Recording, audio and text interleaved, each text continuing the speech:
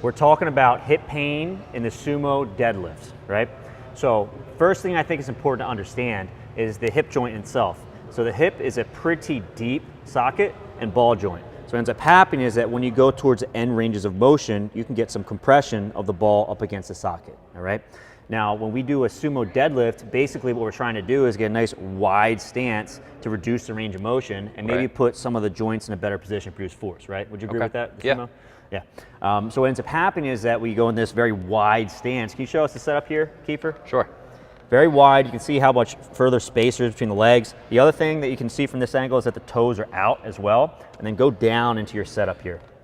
Last piece you'll see is that the hips are flexed quite a bit. You can stand up for now, Kiefer. So the test is very similar in orthopedic setting is called the Faber test, which is flexion, abduction, external rotation. Basically, you're in a Faber position when you're pulling a sumo deadlift, right? The Faber test was designed just to put extra stress on the joint and to see if there's any problem within the joint. The problem happens is that if we're loading this movement maximally, I'm not saying the sumo deadlift is bad, it's probably just a little bit more stressful on the joint because we're going towards end ranges of motion and then loading this aggressively. So, do you see this as a problem sometimes in lifters pain-wise? Yeah, I see it a lot. I see it even more so as people are maybe getting closer to something like a powerlifting meet where they're loading maximally, right? They're doing more volume than they might otherwise. And just their intensity of how hard they're locking out, just from kind of like the competitive nature of it, gets even harder. So that top position not only is in kind of an end range, but they're jamming into it as hard as they can. Yeah, you got it. I mean, that's. I think there's two separate problems. So there's problems in the setup in the very bottom, which is kind of like that Faber position. And then when you lock out, you're aggressively extending the hip while you're very externally rotated and abducted, right? Now, this is not a very natural position for the hip. And just because there's different variations in hip joints, so some people are going to have a little bit bigger ball in the socket, some people are going to have their socket facing different directions. Some people handle these forces really well, and it's a-okay. And then some people you'll find, just like Kiefer's saying, that the movement doesn't really bother them until they're really stacking on a lot of intensity, a lot of volume, right? They're going just going a little extra little bit because now they're getting ready for the competitive season, and then the hips start to hurt. So Sure.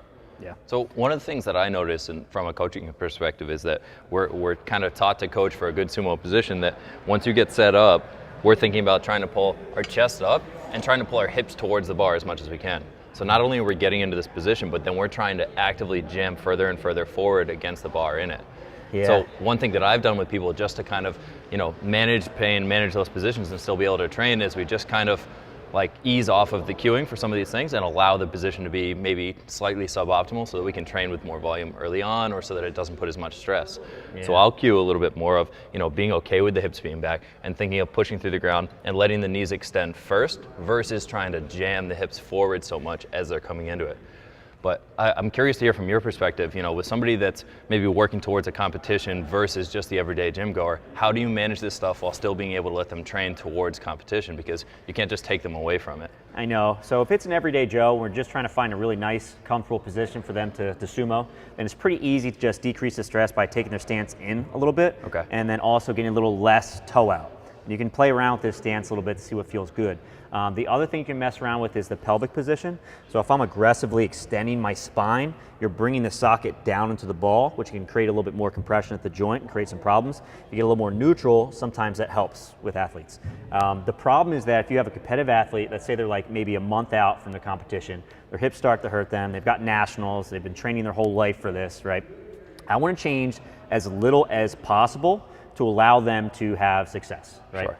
And I think the big distinguishing thing is that if you have an athlete that can train with the pain's not bad, their lifts are not going down, then that's going to be a little different than an athlete that their lifts are starting to plummet because they're having so much pain, right?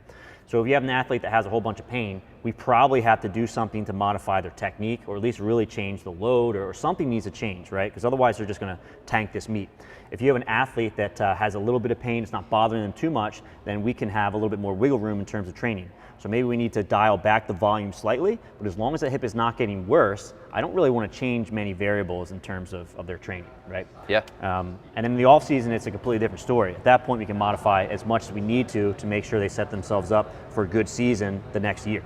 So awesome. Making sense? I think that's really similar. That's part of what I try to do with people is, especially early on when they're starting with the warm-up sets, I'll have them start slightly narrower in a stance, right? So if their normal stance is pretty wide, toes pretty close to the plates, I'll have them come in like a foot width from there and start in a slightly narrower, less aggressive stance, and we'll do their first couple warm-up reps from here.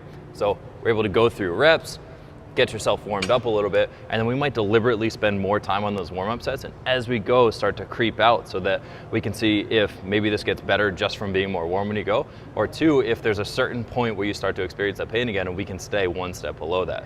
Yeah. But aside from these sort of modifications, are there things that we could add into training or do differently that might help increase your capacity for this?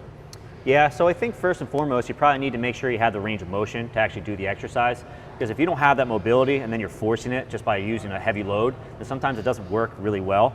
So working on abduction, external rotation, range of motion, making sure you have full extension range of motion in the hip is probably going to be a prerequisite. Sure. Right? If you're that person who works on flexibility all the time and things never get better and you have a bunch of hip pain as a result, then I tend to think that that's more of a bony restriction. I actually would like to see that athlete train a movement pattern that feels better for them. Sure. So it won't go aggressive with the toes out, you know? I think in general, just having a lot of good hip strengthening into the program via single-legged strengthening is going to be important. Okay. And also some specific exercises that are going to target the hip muscles like clamshells, bridge clamshells, abduction. So you're directly targeting all the muscles around the hip are probably going to be smart. That's awesome. Keep in there, yeah. Cool, I like it, man. Okay, good, I like it too.